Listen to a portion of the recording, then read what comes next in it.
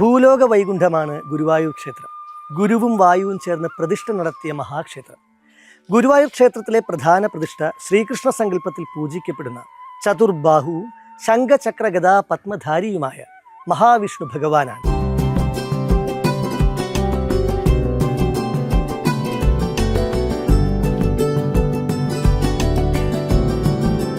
കൃഷ്ണസങ്കല്പത്തിൻ്റെ ഉദാത്തമായ ദൃഷ്ടാന്തമാണ് ഗുരുവായൂർ ക്ഷേത്രം. ചതുർബാഹുവായ വിഷ്ണുവിൻ്റെ വിഗ്രഹത്തിലൂടെ ആരാധിക്കപ്പെടുന്നത് ഉണ്ണിക്കണ്ണനെയാണ്. ഭക്തസഹസ്രങ്ങളുടെ ആരോമലായി വാത്സല്യത്തിൻ്റെ നിറകുടമായി വിരാജിക്കുന്ന ശ്രീകൃഷ്ണൻ്റെ ആലയം.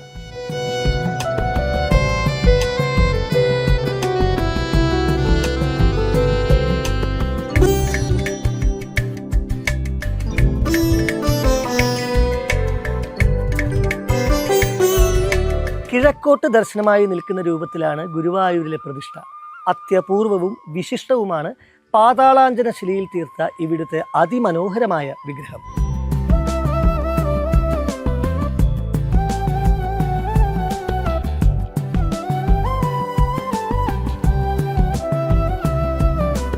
ശംഖചക്ര ഗദാധാരിയായി പീതാംബരവും കിരീടവും ധരിച്ച് 1000 കോടി സൂര്യ തേജസ്സോടെ കേരളത്തിൻ്റെ സാംസ്കാരിക രംഗത്ത് പ്രശോഭിക്കുന്ന ഗുരുവായൂർ ക്ഷേത്രം ഭക്തമനസ്സുകളുടെ അഭയസ്ഥാനമാണ്.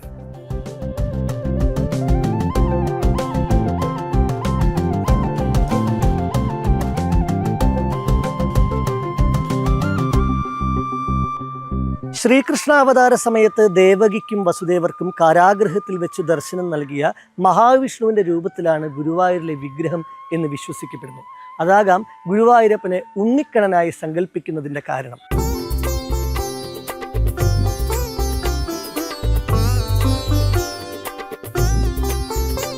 ആശ്രിതവത്സലനായ ശ്രീകൃഷ്ണ ഭഗവാന്റെ ശക്തി ചൈതന്യത്താൽ ശ്രേഷ്ഠമായ ശ്രീ ഗുരുവായൂർ ക്ഷേത്രം ഇന്ന് ലോകപ്രസിദ്ധമാണ്.